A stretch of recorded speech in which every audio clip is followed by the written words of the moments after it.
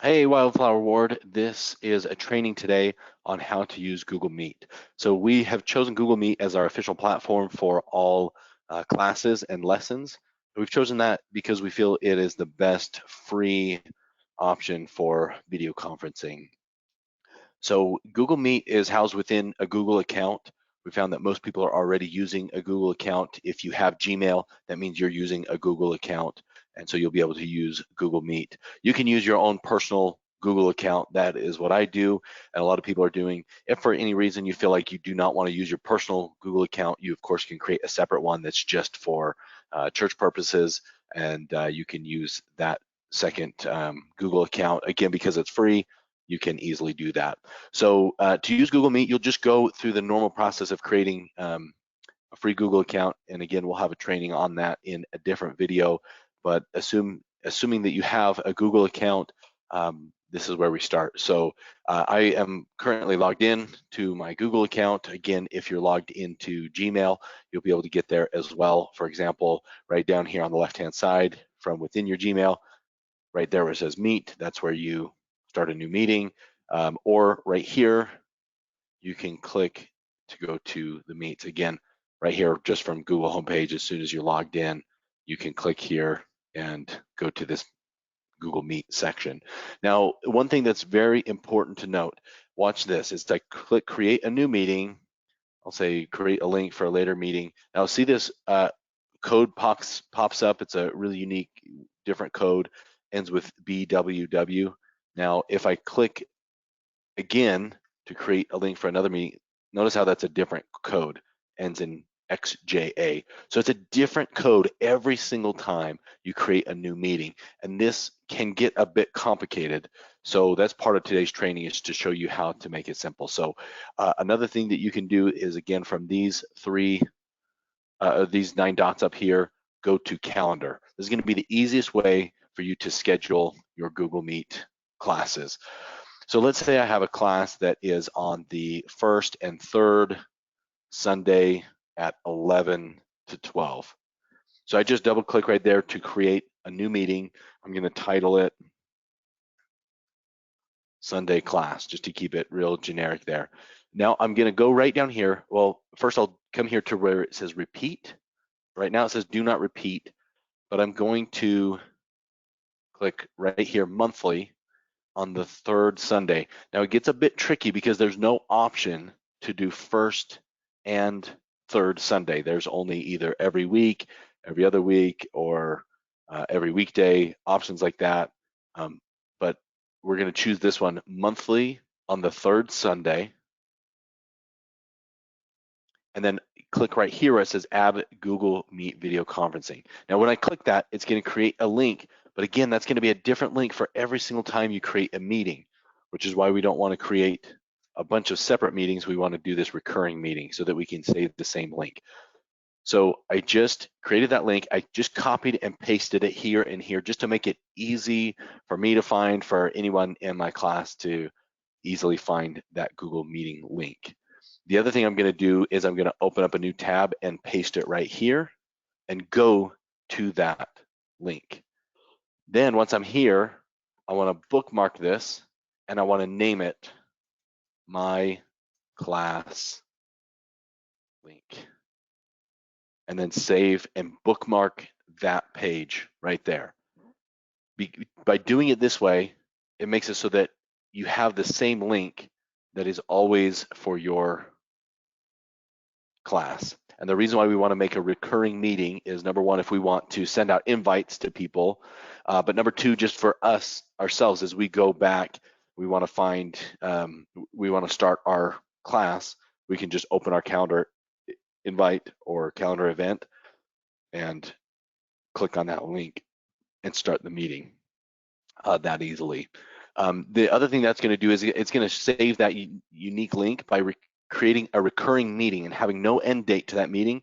It's going to essentially take that unique link and it's going to hold it aside so that it will never expire. So the next thing that I'm going to do is, so I'll save this. Now that is for every third Sunday. So I'll go to the first Sunday of the month. and I'll go for the same time, 11:30 to 12. For the repeat, I'm going to do monthly on the first Sunday. So now that's repeating forever. So now I have 2 different events so that it always falls on the first Sunday and the third Sunday at the same time. I'm going to title it the same thing, but I'm not going to click Add Google Meet. So do not click that.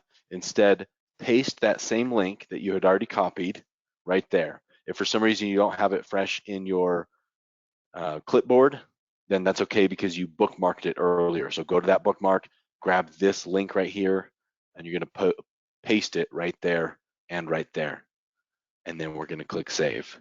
So now on the first and third Sunday of every single month for forever, I've got a calendar event at the same time that has the same link.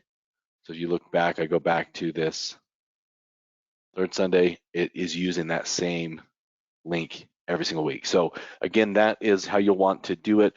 And another reason for this is we're working as a ward to put together a master page where someone can go to, and rather than try to dig through all the emails that you're getting throughout the week that's saying, hey, this person in your family is attending at this time and that person's attending at that time and here's this link, and it gets a bit confusing, we understand. So we're working to put together one large document that shows every class and the link to that class. In order to make it simple, you want to follow this process so that it is that exact same link. Now in the future, when I'm ready to start class, it's time for me to start my class, I can go here to my bookmarks, click on my class link, and it takes me right here to my class link. Then I just click join because I'm already logged in as my account.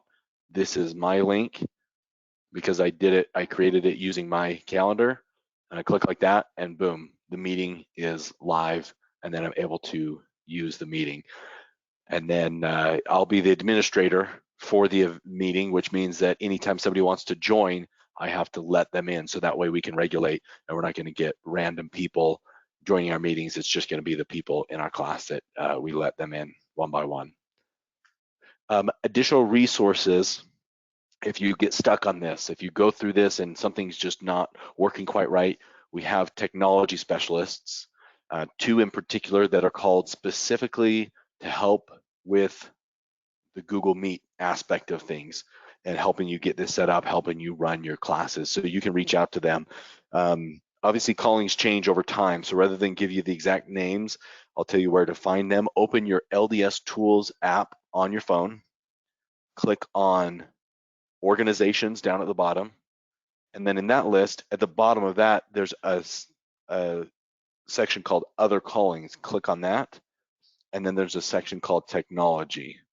Click on that, and 2 of those technology specialists are specifically called to help assist you with your Google Meet and running your weekly classes.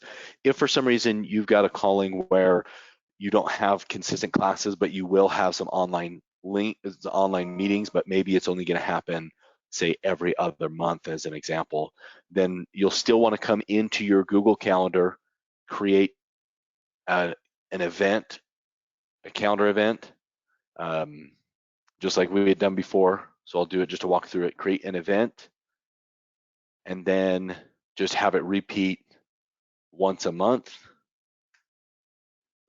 indefinitely. And the main reason for that is so that when you click this and get this link, that link will never expire because you have it as a recurring calendar event on your calendar. And then you would just copy that link, open it up in a new tab just like we did before, and bookmark that link. And again, make sure to save that calendar event so that it's repeating.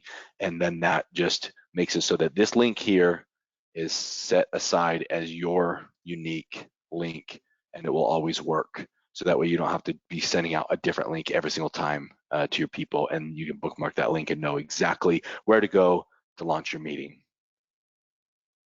So again, if you have additional questions, reach out to the technology specialist, and thank you for your service.